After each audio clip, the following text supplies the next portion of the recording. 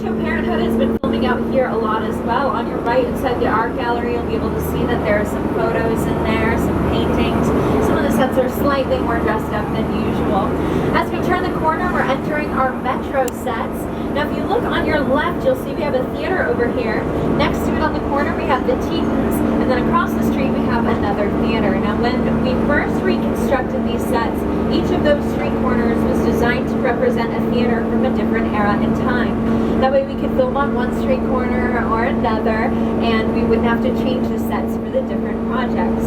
But Captain America, the first Avenger, filmed out here, and they had us change one of our theaters into what is now a Keaton's Diner, was seen as a Keaton's Auto Sales in the film. Now as you're looking around at these sets, you'll see how amazing they are. Now my co-host Jimmy is actually familiar with the streets of New York, so I'm going to let him tell you a little bit about them here on your screens. Hey everyone, welcome to New York!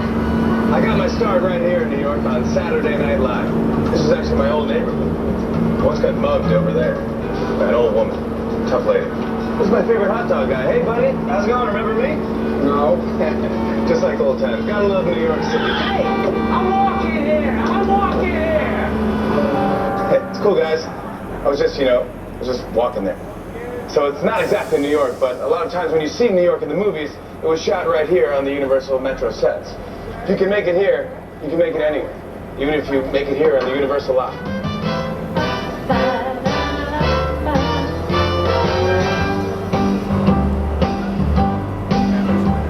So, The Amazing Spider-Man with Andrew Garfield and Emma Stone has filmed out here. NCIS, Criminal Minds, The Mindy Project, the spin-off of The Office, is filmed out here. We actually had a Skechers commercial film out here a couple of weeks ago. They filmed in front of the coffee bookstore and the stairway you see on your left-hand side.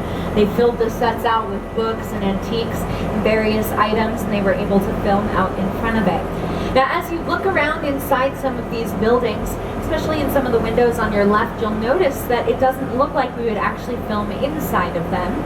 That's because we don't. No, most of these buildings are what we call facades, meaning we film exterior scenes in our New York Metro sets.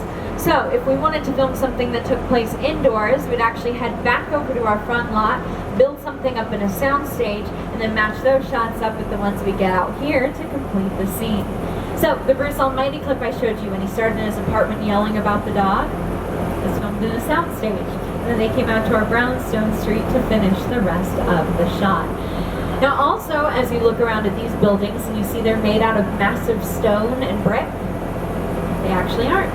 No, they're made out of styrofoam, foam rubber, fiberglass, candy glass, lightweight balsa wood.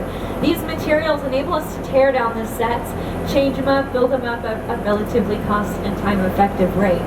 So as you guys look a little more closely at some of these buildings, you'll be able to see little clues that give away where these sets may not be made out of the stone and brick as they appear to be. Now, as incredible as these sets are, though, they're nothing without the people that work on them: cast, crew, actors, directors, producers. So I'm going to play a fun clip for you where the cast and crew of Back to the Future play a trick on Michael J. Fox. And he thinks he's about to drink water out of an alcohol pop bottle. It's not water. Uh-oh. Where anybody drinks.